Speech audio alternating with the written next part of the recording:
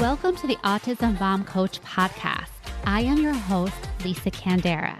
I am a lawyer, a life coach, and most importantly, I am the full-time single mother of a teenager with autism.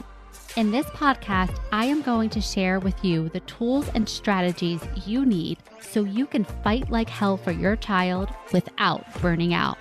Let's get to it. You are listening to the Autism Mom Coach. Autism changes you. Hello, everyone, and welcome to the podcast. I am so glad you are here, and I hope you are doing well. I am recording this podcast in early January 2026, and this time of the year always brings me back to when Ben was first diagnosed with autism, now 16 years ago. And I still have that original letter from the doctor's office. Of course, we've made many copies, but I have the original, and I have just all these notes that are frantically scribbled on it about next things to do and things to learn about. And what I just really remember about that time period is how numb I felt. I was like going through the motions of doing all the things that you do when you first get that diagnosis, but I was just going through the motions. I wasn't really present for it. I was just feeling really numb. But one of the things I do remember doing was getting the 100-day toolkit from Autism Speaks. Now, again, this was 16 years ago, and there weren't really many resources at all on the internet about autism, but Autism Speaks was one of those places that you could go, and they had this toolkit that you could download, and I did. I remember within the first few pages of that toolkit, there was something to the effect of the autism diagnosis does not change who your child is. And I remember hoping that was true. I really didn't know what we were in store for. But now looking back 16 years, it's like, yeah, I don't think that I know the diagnosis didn't change him. And I think the autism is just part of who he is. What I do know for sure is that my son's autism diagnosis changed me, and for the good, for the better and for the good. I am a huge Wicked fan. I had to throw that in, but it's really true. It changed me forever, but it also, I believe, has changed me for the better in many ways. It has amplified my strengths as a person and as a mom. It has stretched me. It has challenged me, and it has also brought out things in me that I don't love that I have the opportunity to work on. And I think the challenges like this, these lifelong shifts in reality, they change all of us.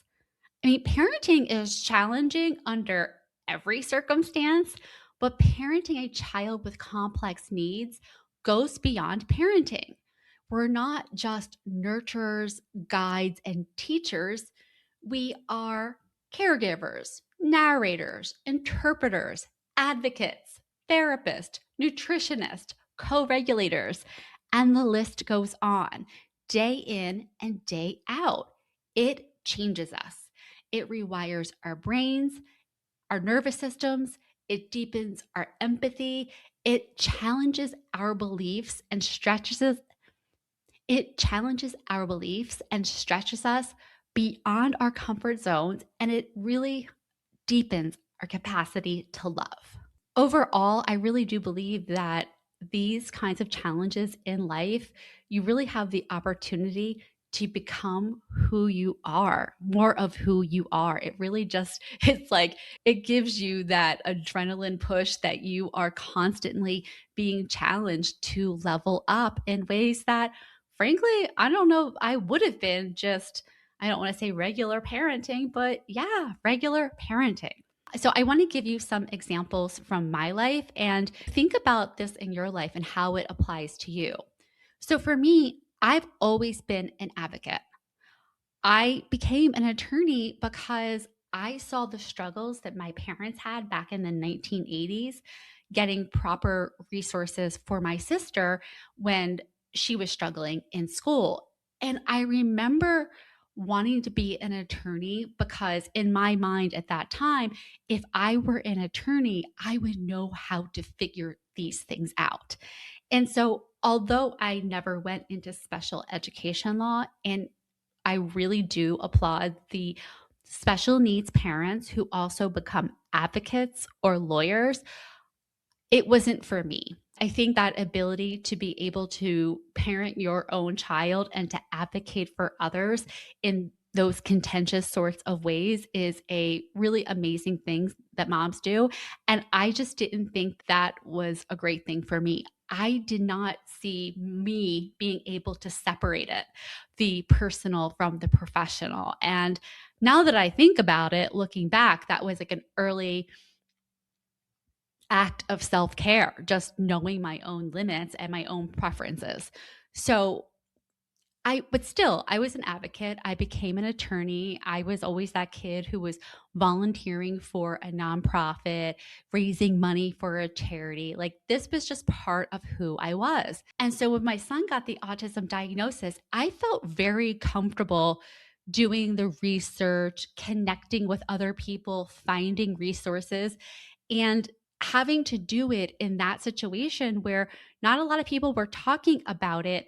It really just leveled up my ability to be a really great advocate. And I'm able to use those skills in my everyday life as an autism parent. But it's not always easy. And parenting a child with autism has really pushed me to challenge my own beliefs and work through my own upbringing. I went to Catholic school my entire life because I said so was like the golden rule, right? I was a rule follower, and to have a child who was struggling with behavior really challenged me because I viewed that kind of behavior as quote unquote bad, or I knew other people did. And my child was doing it. And I really believe that reflected on me. And I really had to take my ego out of it. This was not about me, it was about him. And he was struggling. And being able to come to a better, deeper understanding of his behaviors, even though they looked like he was just being a brat or throwing a tantrum, I had to work on that. It did not come naturally. Now, granted, I was always going to stick up for my kid no matter what. And maybe from the outside, it would not have looked like I was having that struggle, but I was. Internally, I was having that struggle. Another thing that my son's diagnosis has challenged me with is asking for more. Now, again, coming to an IEP table from a Catholic school background, like there were no IEP tables. There was no special accommodations or lightened accommodations, none of that. And so I really viewed the IEP as basically a way to get more, right? You got more accommodations, you got the rules applied to you in different ways. And that was different for me. And so when the team offered us what they offered us, my instinct was to say, thank you very much, and walk away. The idea that we would be getting all of these accommodations, and I would have the nerve to say, but wait, shouldn't I would like him to have more speech or more OT or a one on one aid? That challenged me, just that internal conflict. And I think about it, like it wasn't so much on the outside that I was having that conflict, but the conflict was internal. Like I would be fine being uncomfortable and asking for things for my son because I believed he needed them, but internally I was having a bit of my own struggle, my own internal challenge. And so this diagnosis has challenged me again. It's not about you, taking my ego out of it. Also, having compassion for myself, knowing that, yeah, this was baked into the way that I was raised, and those Catholic school rules and that rigidity benefited me in many ways, but it didn't apply here. And just being able to make that shift, I feel like just helped me grow as a person. Another thing parenting a child with autism has done is it's taught me to live in my own lane. And this did not happen overnight, and it's been a lot of years and a lot of work, but not getting preoccupied with what other people were doing, whether they were other parents of kids with autism or neurotypicals, right? Not getting so, oh, well, other people are doing this therapy. I should do this therapy. Or, oh, they get to do this vacation or sport or camp, and my kid can't or won't. It took a lot of time to realize like how much of my own time and energy that I was wasting focusing on other people and really like kind of like living out of my own lane. So these are just a couple of my personal examples of the ways that I think parenting a child with autism has helped me become a better version of myself. And so I challenge you to do the same thing because you for sure have many examples. We all change and evolve from this in our own ways, both big and small. So maybe you are the mom who joins the PTA to advocate for special needs kids, or becomes a room mom because you know that your kid can be a lot during these little Christmas or Valentine Day activities, and you want to be there to provide more support and educate the staff and the teachers about how they can support your kiddo. Maybe you are the parent who creates events or organizations to support the special needs community, who become special ed lawyers and advocates who write books. And you don't need to make autism your job, your side hustle, or your hobby to see how it has changed you. Maybe you have become more flexible and turned your living room into a pre-K or your office into a sensory gym to support your child. Maybe you've become more resourceful. You learned sign language or how to use an AC device or PECS or to interpret grunts and looks and squeaks. Maybe you have leveraged your child's special interest to teach them how to make requests, complete tasks, or do their morning routine. Maybe you have more capacity for your elders with dementia because someone asking you the same question over and over is just standard for you.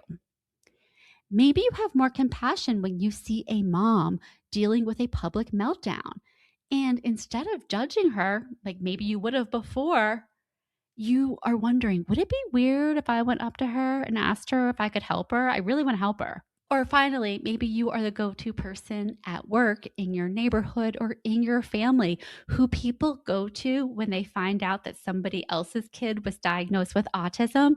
And you say, yeah, tell them to call me. I'd be happy to talk to them. Again, these are just a few examples, and I know there are so many more. So many skills you have acquired, so many skills that you have strengthened because of your experience as an autism mom. All right, that is it for this week's episode of the podcast. Thank you so much for listening, and I will talk to you next week. Thanks for listening to the Autism Mom Coach. If you are ready to apply the principles you are learning in these episodes to your life, it is time to schedule a consultation call with me. Podcasts are great, but the ahas are fleeting. Real change comes from application and implementation, and this is exactly what we do in my one-on-one coaching program. To schedule your consultation, go to my website, theautismmomcoach.com, work with me, and take the first step to taking better care of yourself so that you can show up as the parent you want to be for your child with autism.